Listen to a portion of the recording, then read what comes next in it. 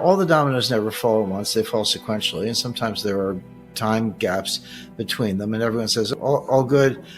It's not all good. You have to look behind the curtain of the international monetary system, understand what's actually going on. The real problem has to do with tight money. And, interest rates are 5%. In March 2022, they were zero. I mean, people remember Paul Volcker raised interest rates to 20%, and he did, but that played out over a couple of years. And the Fed's not done. I mean, they're saying, we're going to think about it. We want to look at more data, but they have not said we're done. This whole pivot narrative has been wrong for a year, and it's wrong now. So we have tight money. We have underwater bonds. We have bank management who don't know the first thing about risk management. If you knew anything about risk management, once the Fed said, hey, we're going to raise rates until we kill inflation. And that is what they said. Well, if you're a bank risk manager and you hear that, you're like, I got bonds, interest rates go up, bond prices go down. I understand they're unrealized losses unless I sell them in what's called a hold to maturity account, but they're still losses, and it still destroys confidence. Now, bank runs today, you don't have to line up around the corner in the rain, with your hat on, waiting to see the teller. You can just do it with your iPhone, and to the tune of, you can move $1 billion with your iPhone if with the right accounts and passwords and all that. And so that's what happens. So the bank runs are instantaneous. And a good analog is the 2008 financial crisis. Everyone remembers, September 15th, 2008, midnight on a Sunday, Lehman Brothers files for bankruptcy. And that's true. But that started in the spring of 2007 when HSBC reported disappointing earnings based on mortgage losses, and then came to a head in August. Two Bear Stearns hedge funds failed. There were high yield mortgage funds. At the end of July, August, the Fed raised the discount rate. It took a full year, another 13 months to get to Lehman Brothers. And what happened along the way? Bear Stearns in March 2008. Fannie Mae went bankrupt in June 2008. Freddie Mac bankrupt in June 2008. Congress bailed out the system in August 2008. And then Lehman Brothers. So that took a year and a half. And there are a lot of crises like that. So we're in falling dominoes. It's not over. It'll get a lot worse, and people should prepare for that. But as usual, they don't. People are very complacent. Wall Street says it's all good, and people believe it, but they shouldn't. I remember the Herstatt Bank collapse in 1974. That was a foreign exchange crisis. But through the early 80s with the Latin American debt crisis, and the late 80s with the S&L crisis, and then 1994 the Mexican tequila crisis with the collapse of the peso, 1998 long-term capital, .com, 2007, 2008, October 19th, 1987, the stock market fell 22% in one day. Not a year, but in one day.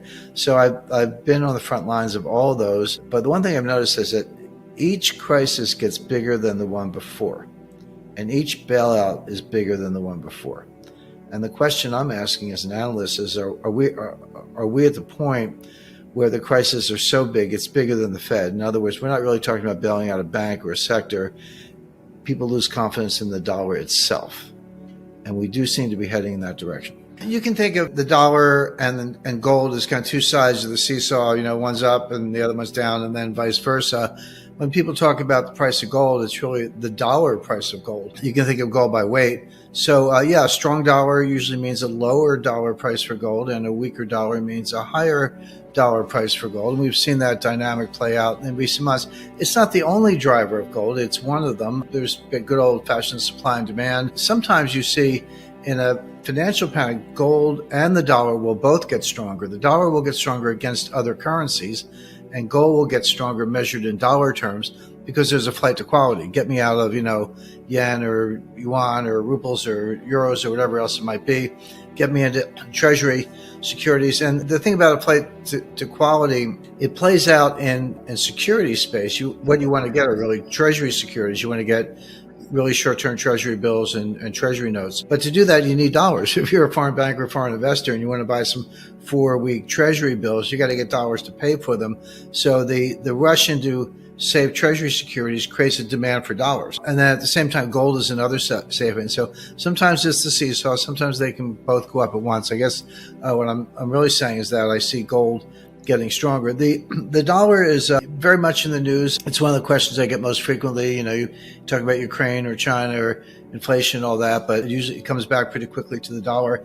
But I find there's a lot of confusion on the topic. The people don't distinguish between the role of the dollar as a payment currency and the role of the dollar as a reserve currency. And those are two very different things. There's some linkages, but a payment currency, basically, if I want to buy goods and services from you, and I tender some form of currency and you're willing to accept it, and you're confident someone else will accept it from you, that's a good payment currency. It could be dollars, it could be euros or yuan, or it could be Russian rubles or Brazilian reais or anything, as long as people are willing to accept it, have confidence in it. And, when we were kids, we'd use baseball cards and bottle caps. So almost anything can be a reserve currency. You need payment channels, and there's a little more to it than that, but that's basically it.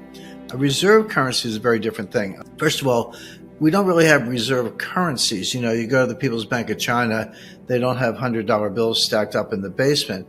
What they own are U.S. Treasury securities, which are digital, by the way. The last paper Treasury security was issued, I think, around 1979. So what they have are actually securities. So when people say reserve currency, what they really mean is securities that hold your reserves denominated in a currency. So, of course, Treasury securities are denominated in dollars, but they don't have actual dollars, in a bank account or in physical form. They own securities. Now, as far as the payment currency is concerned, that's relatively easy to displace. This is what all the news is about. So Saudi Arabia is talking to China about accepting yuan in exchange for Saudi oil. Brazil and China just negotiated a major agreement where the Brazilians could pay in reais for Chinese exports, manufactured products, semiconductors. The Chinese can pay in yuan for Brazilian, sugarcane, soybeans, aircraft, Embraer, and oil and other products from Brazil. The BRICS, that's Brazil, Russia, India, China, South Africa, about a third, which is close to half the population of the world when you throw in India and China in the same group. They've now rebranded themselves as BRICS Plus. So when they have their meetings, they're inviting Iran, Turkey, Argentina, and a lot of large countries, important countries that were not part of the original BRICS.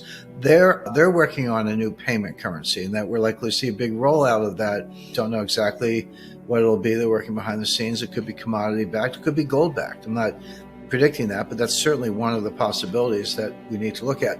But again, these are payment currencies. Now, when you get over to reserve currencies, it's much stickier. It's much harder to displace the dollar as reserve currency, because it's not really about the currency, as I mentioned. It's about the securities market. Who has a securities market that's big enough, liquid enough? You need all maturities of securities from 4 weeks to 30 years, 10-year notes, 5-year notes, 2-year notes. You need primary dealers. You need an underwriting group, which is what the primary dealers are. They also make markets. You need settlement, clearance, distribution, custodians. You need hedging devices, when issue trading, repos, futures, options, et cetera. You need that whole network. We've been building it for 230 years since Alexander Hamilton.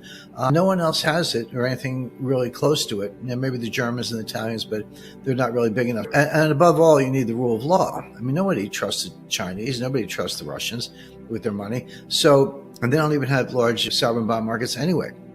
So the dollar kind of wins the reserve currency, meaning really securities, crown, because by default, there's nothing else that can compete with it. And there won't be soon. The things I described take 10 or 20 years to build. And again, the rule of law is probably the most important one. So you're not going to see the dollar knocked off as a reserve currency, so-called, by other currencies or other bond markets. But there is one thing that could knock the dollar off, which is gold. Gold is just gold. If you have physical gold, bullion or coins, you don't need all that other stuff. You just put it in a safe place and guard it, like Fort Knox or whatever. The Russians and Chinese have their equivalents, and just sit on it. It's not digital. You can't hack it. You can't freeze it, etc. So the idea of the dollar losing ground as a payment currency is completely plausible. It'll happen in stages, and it's happening already. The idea of the dollar losing its role as a reserve currency, it's not going to lose it to another currency, but it could lose it to gold. And part of the reason for that, I always say that foreign countries can't really destroy the dollar, but we might do it ourselves.